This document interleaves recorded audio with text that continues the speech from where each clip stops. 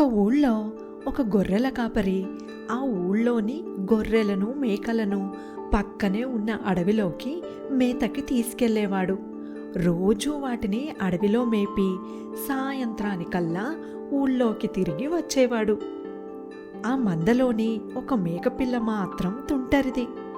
మంద అంతా ఒకవైపుకు నడుస్తూ ఉంటే మేకపిల్ల మాత్రం మందలో ఉండకుండా అటూ ఇటూ పరుగెత్తేది.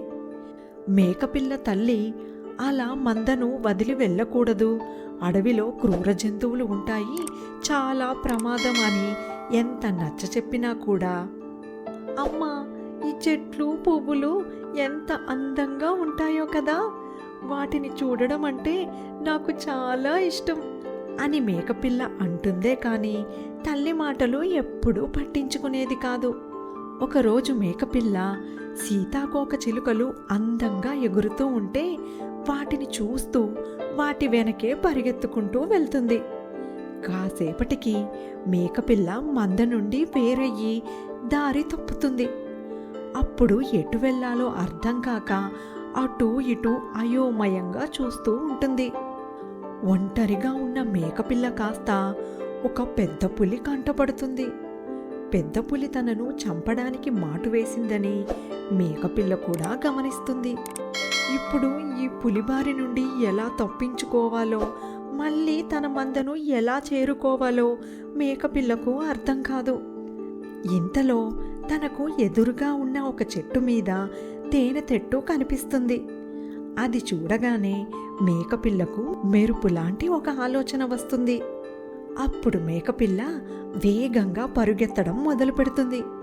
మేకపిల్ల పరుగెత్తడం చూసి అది ఎక్కడ పారిపోతుందోనని పులి కూడా మేకపిల్ల వెనకే పరుగు మొదలు పెడుతుంది. మేకపిల్ల చెట్టు వద్దకు రాగానే ఒక్కసారిగా గెంతి తన కొమ్ములతో తేనె తెట్టును కుమ్మి అంతే వేగంగా ముందుకు పరిగెత్తుతుంది. మేకపిల్ల కుమ్మగానే ఒక్కసారిగా పైకి లేచిన తేనెటీగలకు మేకపిల్ల వెనుక పరిగెత్తుతూ అప్పుడే చెట్టు వద్దకు చేరుకున్న పులి కనిపిస్తుంది. తేనెటీగలన్నీ ఒక్కసారిగా పులిని చుట్టుముట్టి ఒళ్ళంతా కుడతాయి. తేనెటీగల దాడికి ఒళ్ళంతా మంటలు పుడుతున్న పులి మేకపిల్లను వదిలేసి బతుకు జీవుడా అని పారిపోతుంది. ఈలోపు వేగంగా పరిగెత్తుకుంటూ వెళ్ళిన మేకపిల్లకు తన మంద కనబడడంతో సంతోషంగా మందలో కలిసిపోతుంది. తన తల్లి మాటలు వినకపోవడం ఎంత తప్పో తెలుసుకున్న మేకపిల్ల ఆ రోజు నుండి తన తల్లి చెప్పినట్టు వింటూ బుద్ధిగా బ్రతుకుతుంది.